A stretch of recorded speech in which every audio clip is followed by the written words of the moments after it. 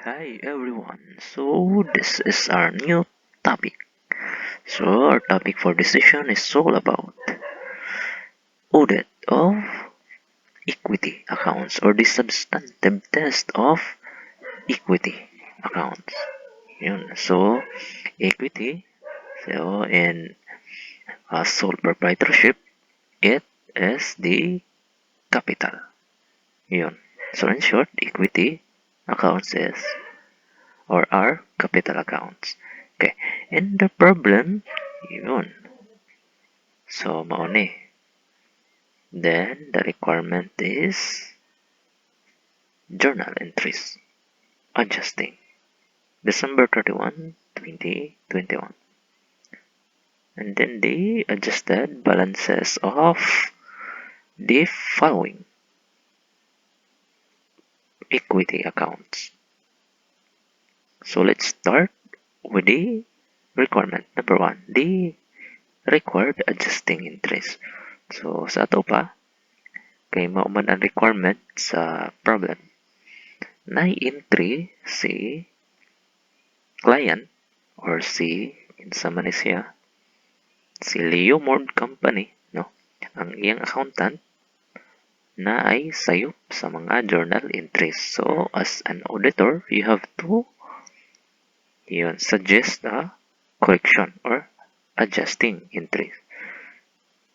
So magsugod ta sa adjusting entry sa January 2. Unsay nahitabo sa January 2.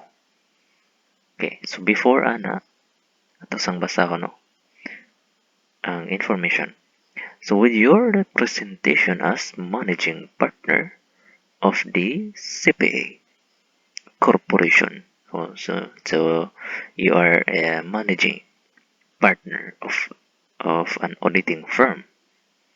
No, your firm was engaged in the audit of a certain company. That's Leomart Company.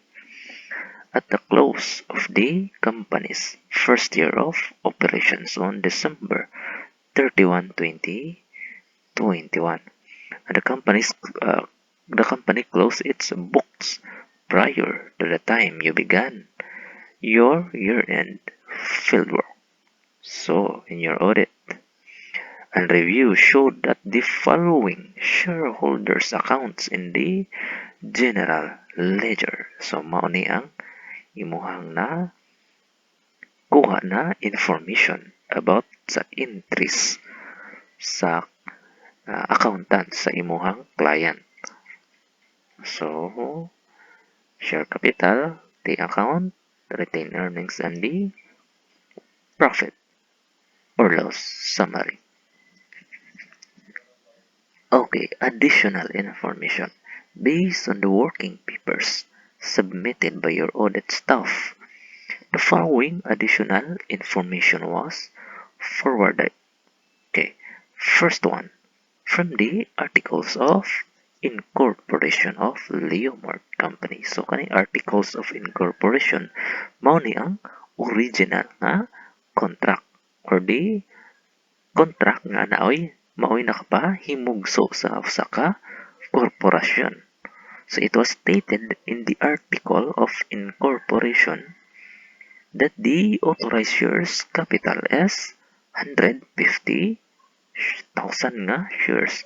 So the company, the Leomord company, can issue a number of shares not more than 150,000. So kay mao ra man ni ang iyang gi-authorize sa taga Securities and Exchange Commission. Okay. Then the par value is 100. Yun. So kaning par value mo ni ang value per share stated in the articles of incorporation. Okay.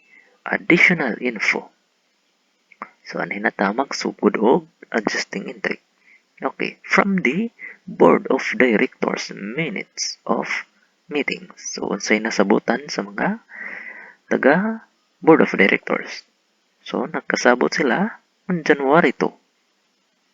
Yun, authorize the issuance of 50,000 shares at 120 pesos per share. So, I hope nga sa inyong intermediate accounting, hanas na mo journal entry, no, regarding sa mga equity accounts. Yan. So, I assume na kahibaw na mo. Okay. In January to transactions. So, ingani on pag-audit, tanaw ka sa T accounts regarding or in relation with that transaction. So, that's January to. So, sa entry niya, ni kaning accountant sa client. So, that's credit. Share capital. Then, yun, walay lain, no? Of course, if ka-credit siya og share capital, gadibit siya og cash. Di ba? Kay, ning issue man, no? Issuance, it means the company ning issue og 50,000 shares. So, silent man, o unsay gidawat ni company. So, that's cash. O, gi-issue niya ang 50,000 shares for cash. Kay, oh, no, dili ay silent. Oh, kay na may 120 pesos per share. So, that's cash. So, you have to multiply 120 by the 50,000 shares. So, mao na ang na-receive ni company na cash. But the accountant of the Leomord company, gi-debit niya ang cash nga 6,000 o gi-credit niya ang yun. I-credit niya ang share capital. So, mao ni ang imuhang na bantayan. It is the client's erroneous interest. Nganong erroneous man? Yun. Because the correct entry is yun, mao ni siya. O mo ni ang correct entry. So, of course, sa cash. So, dili na malalis nga mag-debit ka og cash nga naman. Actually, naka-receive man si company og cash nga 6 million. So, pero, narong siya sa pag-credit. So, according to the discussion of the intermediate accounting, you have to credit the share capital equivalent. So, atong balikon, equivalent to the par value per share. Yun. So, pilay par value. So, dara. Par value per share is 100. Mani imuhang gamiton sa 50,000 nga shares. So, 50,000 times 100. So, always na siya at par. Muna atong hinumduman, no? Basta mo credit kag share capital, always at par. So, balik. 50,000 times the par value, 100, that's 5 million. So, mao ni ang imuhang share capital not 6 million. Iyon. So, the difference. So, of course, dili magkamustap ani. Kaya dapat ang credit equal sa debit. Yun. So, naay sobra 1 million. So, imong i-credit sa share premium. So, ang share premium is the excess of the consideration received to the par value of the shares issued. Okay. So, always na siya at par. So, any excess should be credited to share premium. So, that's the basic rule. Okay. So, ang imuhang i-propose na adjusting entry is you have to debit. So, sa imong i-debit? Share capital. So, anong nagpa-debit man ka og share capital?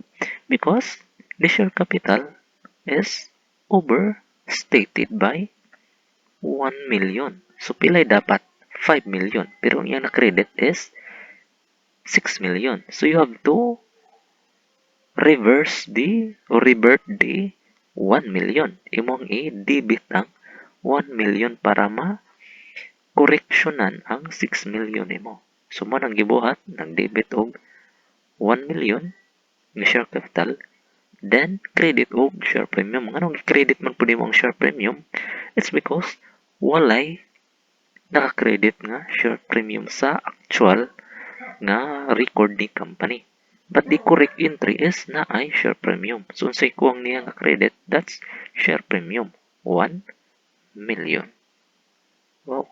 Okay. So, batangan nato og 1 million.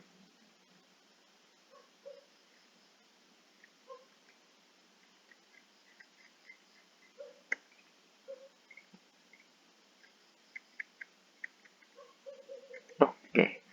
So, next transaction. On August 30, so August May 8, so August. On August 30, authorize the acquisition of the 5,000 shares. 110 per share. Yun. So, the company acquire the 5,000 shares ay pasawot og iyang gi-acquire. So, sa first, no, issuance, that's the shares is from the company to the shareholders or the investors. So, sa August, from the investors, gi-buyback. So, man gi-buyback, gipalit ni company og balik ang iyang gi-issued nga shares. So, pila iyang gipalit og balik? So, 5,000 shares. So, ngano iya man yung gipalit og balik para held in the treasury. Yun. So, that's treasury shares. So, unsay record, at sang i-elaborate, no?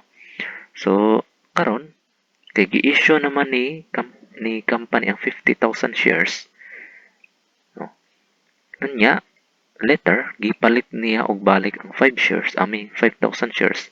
So, ang outstanding is only 45.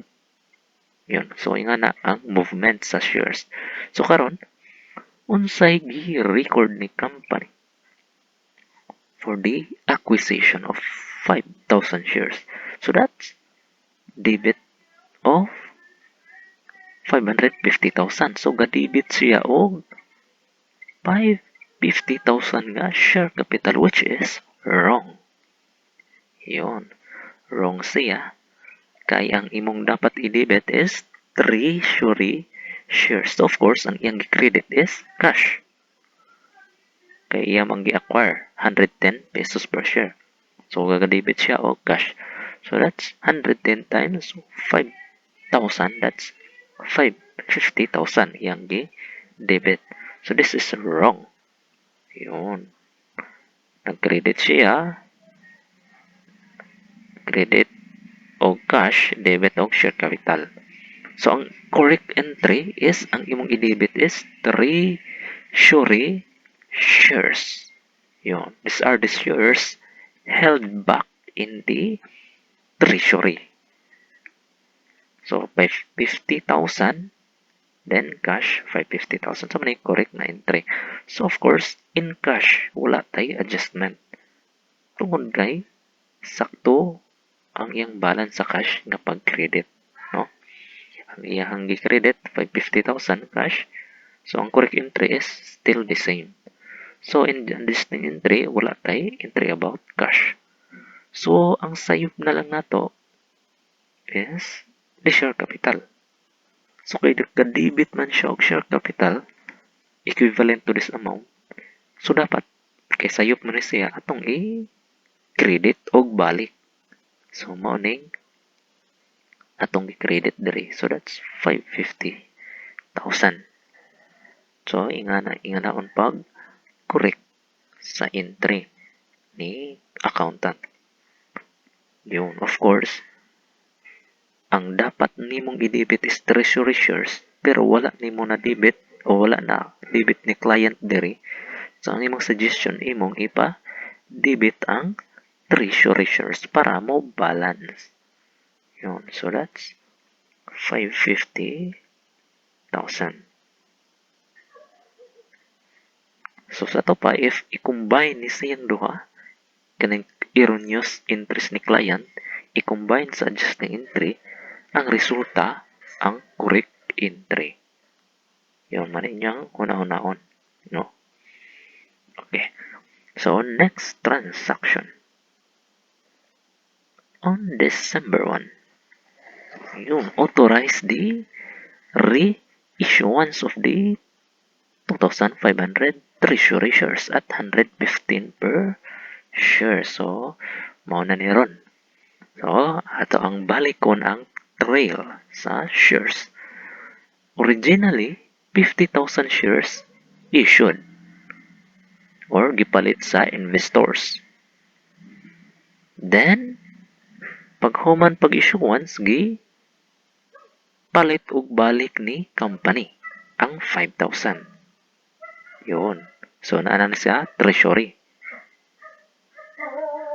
The next nga kuan kining transaction iya na pong issue. So, that's a re-issuance. Yun, 2,500. So, gi-reissue niya ang 2,500. So, sa to pa, ang nahabilin sa 5,000 na shares, treasury shares is 2,500 na lang ang katunga, no? Ikaning 2,500 in relation ni sa 5,000, no? Kay 5 mo ni ang treasury shares. Okay. So, gi-reissue ang 2,500. So, tanaw na to ug unsay entry ni company. Yun, about December 1. Okay, there. So, let's credit retained earnings. Yun. So, nag-credit siya og retained earnings. Then, so we have to assume nga nag-debit siya og cash kay re-issuance naman, issuance of shares. So, nakadawat siya og 115,000 115 pesos per share. So, the entry is yun, cash. Then, retained earnings. Okay. So, unsay sayo. So, dapat, no? Dapat, ang imuhang i-credit is treasury shares. Ganong treasury shares man. Kay kanisiya, kantong 5,000 atong balikon, kaning 2,500, in relation ni sa previously acquired nga treasury shares. So, maura ni sila. No? Gi-reissue lang ni company. So, dapat, so, kanisiya, kaning treasury shares, gikan ni sa August 30 nga transaction. So, gibaligya man ang katunga. No? Manang moingon man tag katunga. Kay 5,000 man to, gi-reissue ang 2,500. So, that's half. Yun. So, ang katunga, gi-reissue. Kay nakadebit man siya sa original, imuhang i-credit. Kay atong i-minus. Yun. Kay ang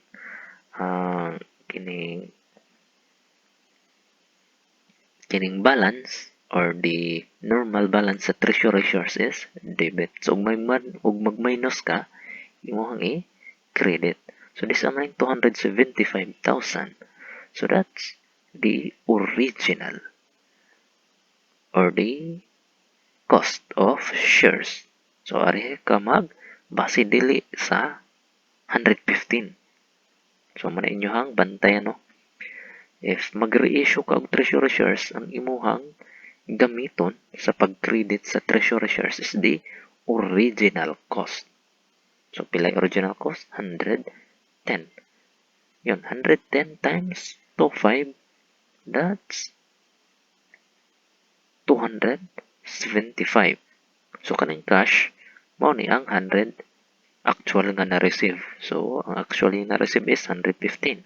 115 times to 5, that's 287,500. So ang imuhang excess, again, any excess should be credited to the share premium. But this time, no, atong sumpayan og TS, na TS treasury shares kay relating man ni siya sa transaction about treasury shares. Yun, parehane. Ang nakalahi lang, sa share capital ni siya nga share premium. Okay, 12. So, the adjusting entry sa imong analyson kung sa'y kuwang ni company. Sa man ang iyang erroneous entries, mao ni ang correct entries. Okay. So sa cash, so wala tay problema sa cash kaya iyang gi-credit, ang iyang gi-debit is 287,500. So ang correct entry is still the same. Yan. So ang problema is nasa credit side. So nag-credit siya og retained earnings, which is the correct entry is kaning duha.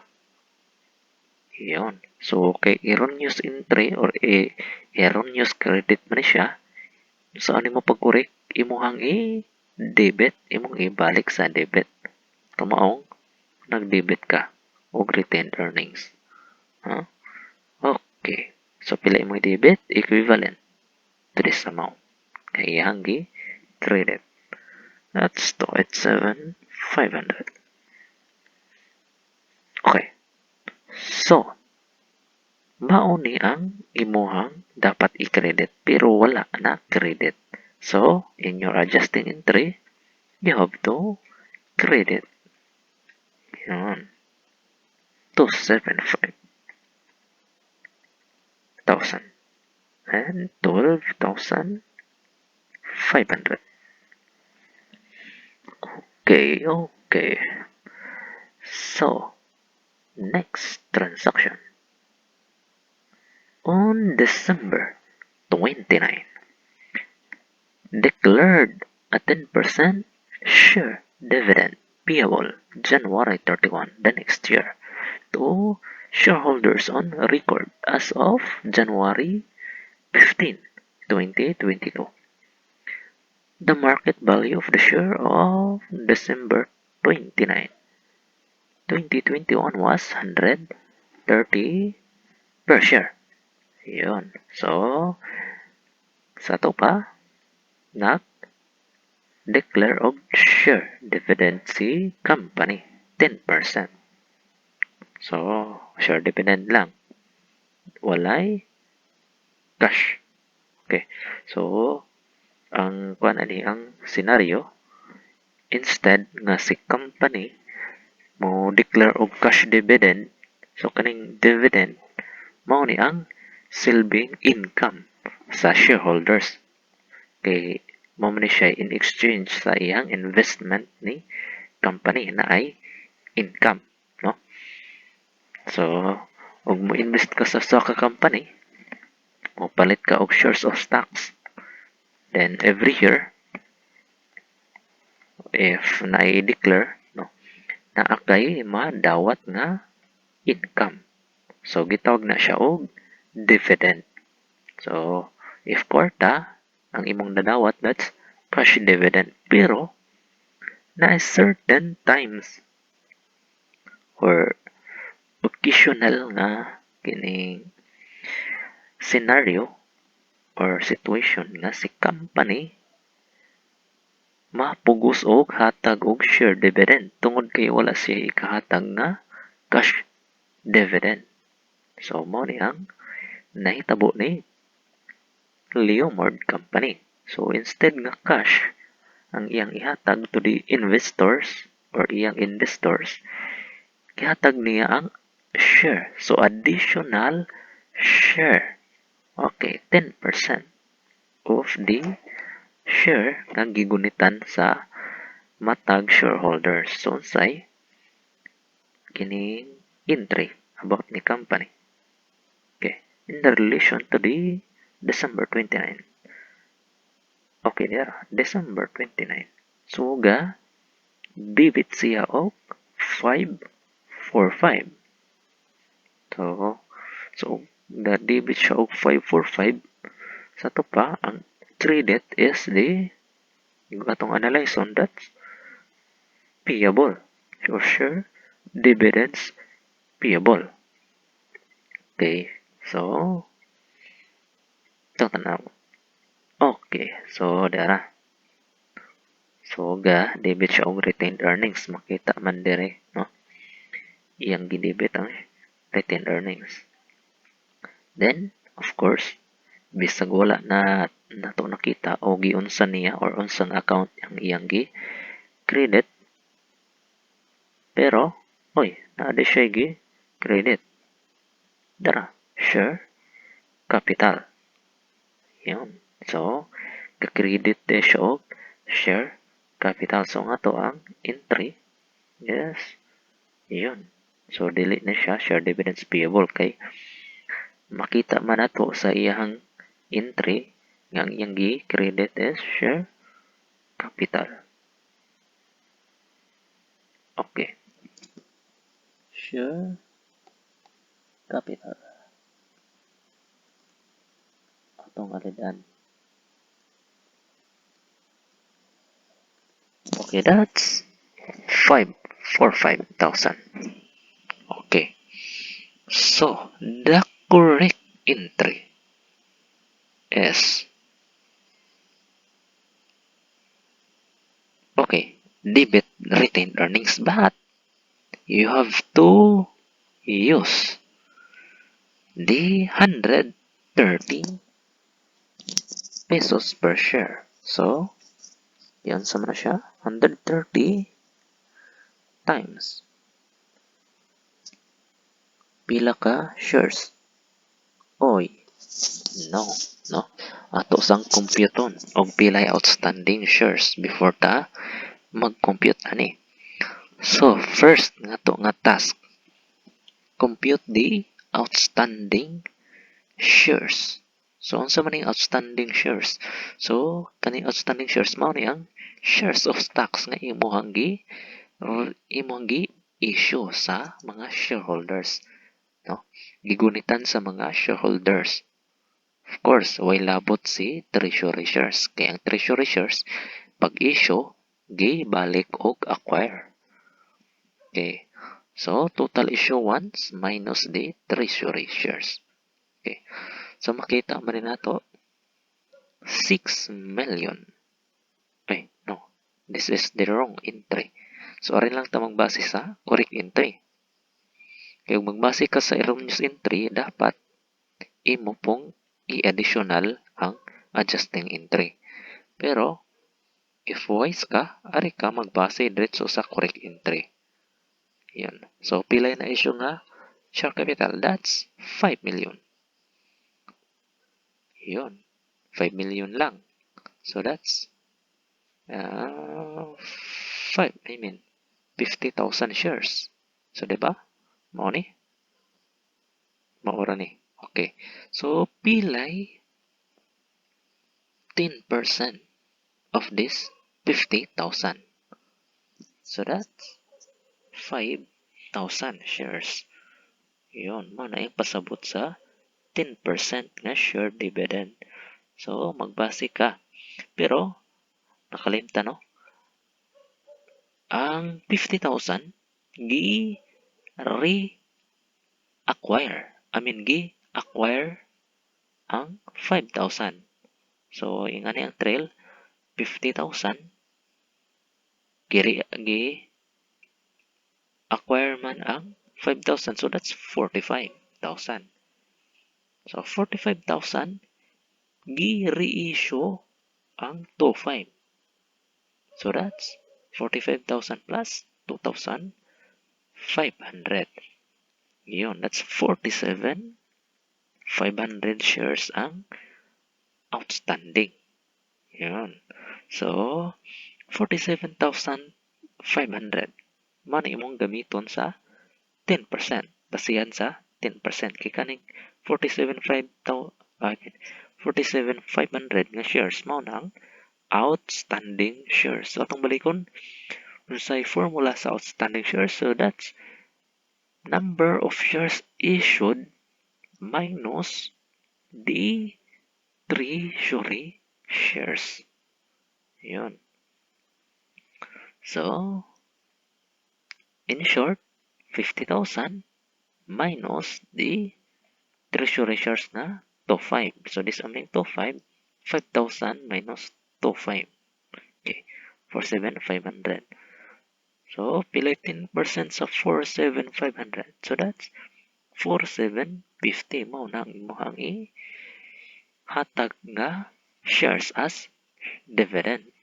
Yun, mo ni ang imuhang times sa 130. So, pila man na? 4750 times multiply 130. So, that's 617,500. Yun, mo ni ang imuhang debit sa retained earnings. Dili 545. Okay. Sayop si company. Okay. So, 61,700 mo ni ang ato ang compute. Ang iyang debit is 545. So, kuwangan. Wala ta kahibaw o this ani niya 545,000. No? Diyon sa kanin niya pag compute. But, evidence here nga mauni ang iyahang kaning entry, no? Makita man siyang ledger or T account nga mauni ang iyang entry. So debit og retained earnings, credit og share capital, no? 545. So mauni, no? But the right entry is debit retained earnings, so 617,500 katong ato ang compute. Then mag-credit ka og share dividends payable. Yun. So, share dividends payable for 75,000. So, this maning for 75,000. Oh, there ni sa yun. So, dara. For 750 times the par value. So, pilay par value. So, that's 100. Yun. So, itong balikon, this aning for 750. Dinhini sa 50,000 shares na issued minus acquisition or treasury shares 5,000 plus 25. So that's 47,500. So 10% mao ang share dividend. So the 10% of 47,500, that's 4,750. Yun. Mani ang muhang share dividend. So, to get the share dividends payable, you have to multiply it by the par value.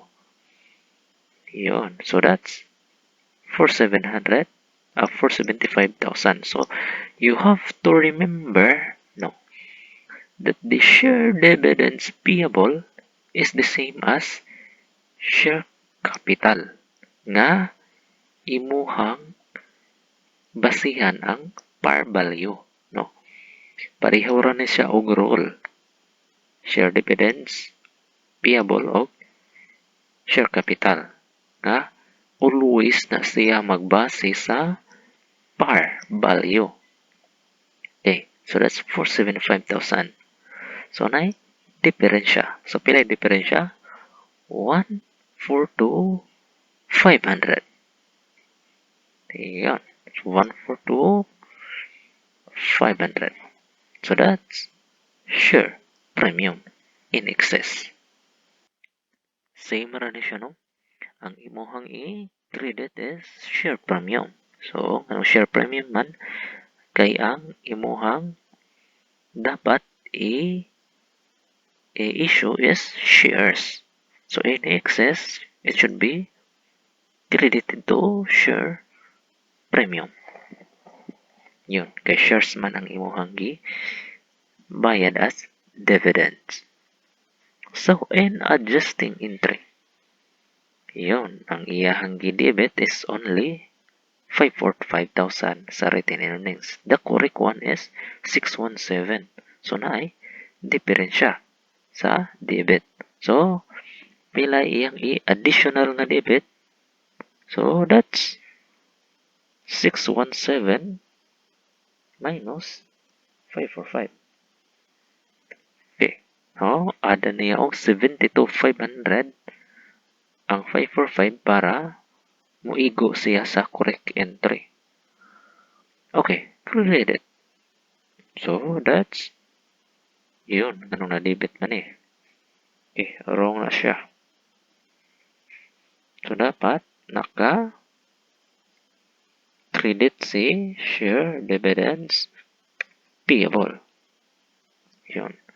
Kay, ang iyang correct entry is na may credit. Sa iyang original nga entry, erroneous, no credit. Okay. So, that's 545. No. 475. Okay. Then, actually, so, napa ni siya lain nga debit sa ato ang dugangan.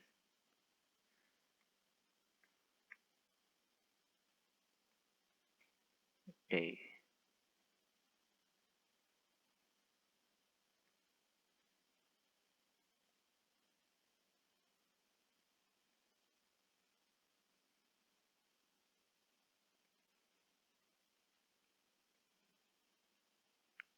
So, yan. So, unsa may atong i-debit. So, kani. So, ato ang timan-an nga naka-credit si company o share capital, which is wrong. No? Dapat dili na or dili pa mag-credit si company o share capital. Tungod kay wala pa man na issue ang shares. So, that's payable pa man. No? Oh, okay.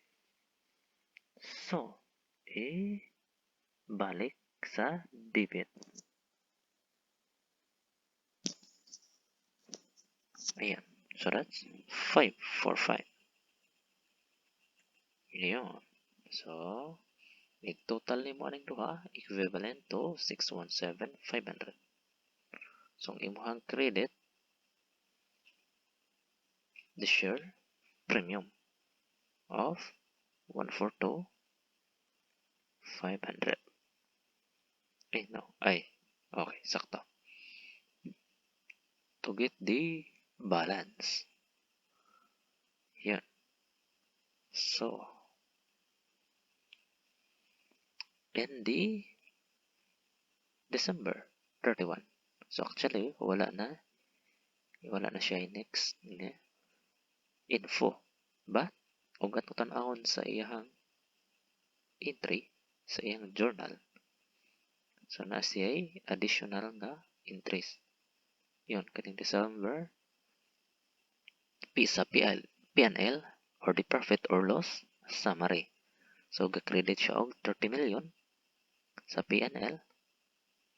So, this 30 million stands for the revenue for the year. Then, the 26 stands for the expenses for the year. Iyon. So, to get the balance na ay 4 million. So, revenue minus expenses, that's net income. So, kanang 4 million net income. Okay. So, inik na natin net income. I-close na ni sa retained earning. So, maong na siya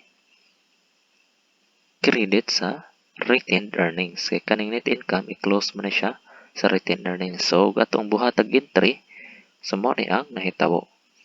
Ang revenue, which is the ang iyang normal balance is credit atong i-debit. I-close sa income summary. Okay. Ang expenses nga ang normal balance is debit atong i-credit to close the expenses. Close to P&L summary. Yun. So, naay income. So, naay debit balance nga 4 million. So, ato po ning i-close to retained earnings. So, which is insakto. Yun. So, mo ni ang correct entry, then mo ni entry ni client, then no adjusting entry. Okay. So, in requirement number 2. Yun, sayon ra ni siya, no? So, ato ang diliton. Okay. So, sa share capital, giunsa man ni pagkuha. So, base ra pud ni sa imuhang entry. Yun. So, this ang share capital. So, that's 6 million minus 1 million. So, that's 5 million. Kaya dapat ang imong basihan is the erroneous entries of the client, then i-combine mo sa adjusting entry. Pero, na shortcut, so, okay na naman kay correct entry, so pwede og ari ka magbase sa tunga, no? So, pila share capital, so that's automatic 5 million. No? Wa naman kay laing entry diri for the share capital, only the 5 million.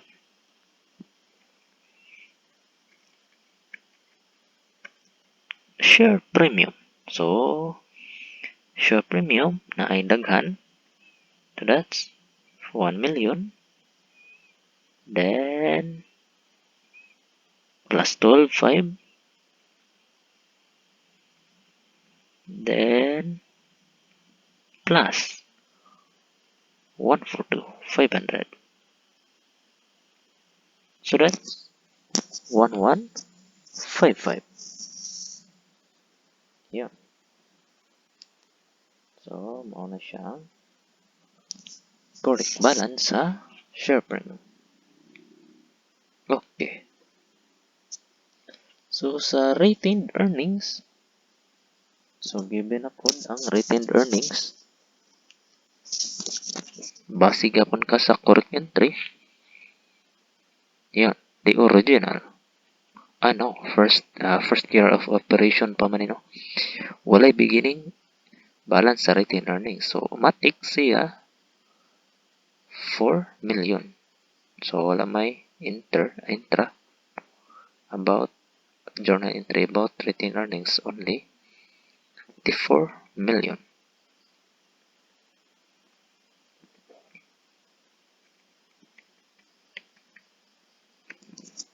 Okay. This share dividends payable. So, itong timanaan na ang share dividends payable, no, kaning share dividends payable, dili ni siya liability account. Tungod ang requirement para mo qualify siya as liability, dapat na ay economic outflow. So, it means na ay payment of asset or cash. So, in dividends payable, ang ibayad niya is not cash but share dividends. An equity account. So, dili siya liability account. Okay, so that's why part na siya sa equity account. So, that's 475,000. So, this aman ang share dividends payable. So, matik na siya mauni. Tara to. Yun, di ara. Okay. So, 475. So, sorry, kanang retained earnings, duha da ini. No? Di aman da nakadebit usa. Yun. Nalimtan. So, sayop ng 4 million. Dapat, nakadidak pa ni siya sa debit Kay ang normal balance sa retained earnings is credit. So if na ay nakadebit, imuhang i-minus. Yun. Minus 617. Okay, 3382 500. Okay. So, atong kuhaon og kining otro, kuhaon na to og kanang dugang si treasury shares. So, pilay treasury shares? Yun, dara, 550. Cost, 550. Minus, kay ang iyang normal balance sa treasury shares is debit. So, if na ay naka-credit, atong i-minus. Okay. Minus na may naka-credit, 275. So, that's 275,000. Yun. So, that's the final answer of the problem 1 of our topic. So, that's all, and I hope you learned from it. So, see you in our next problem.